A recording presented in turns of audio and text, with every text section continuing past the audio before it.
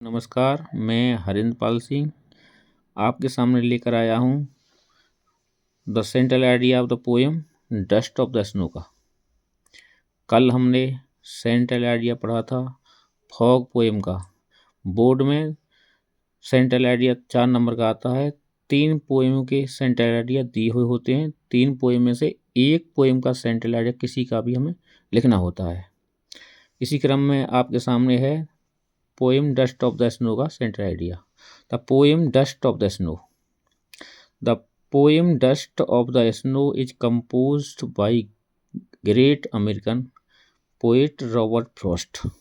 In this poem, the poet expresses the importance of the small things, which is helpful in changing the mood of anybody or anyone.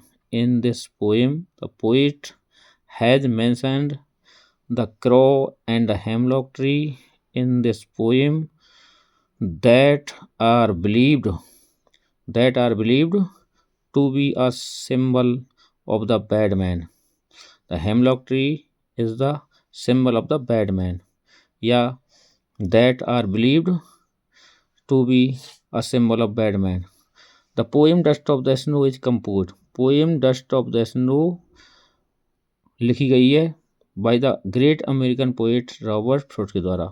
The poem dust of the snow American poet Robert Frost के द्वारा लिखी गई है।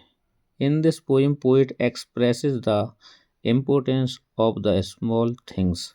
इस कविता इन this poem माने इस कविता में कवि प्रकट करता है, एक्सप्रेस मीन्स प्रकट करता है, दिखाता है।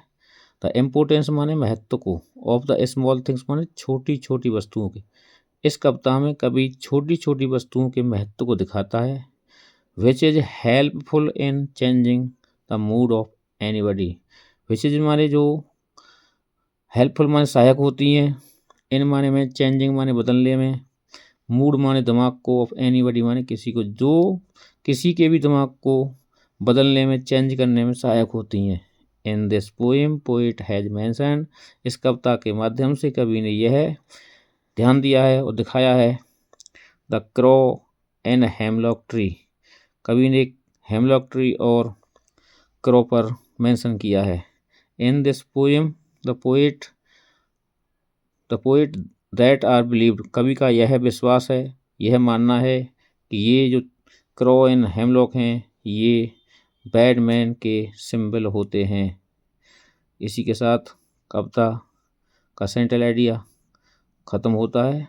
आप इसे 2 या 3 बार पढ़ें और सुनें वीडियो को, इससे आप सेंट्रल आइडिया आपको याद हो जाएगा। और यदि आपको ग्रामर में किसी भी टॉपिक पर, किसी भी विषय पर वीडियो चाहिए तो कमेंट में बताएं, जिससे मैं उस विषय पर वीडियो बना सकूं। धन्यवाद।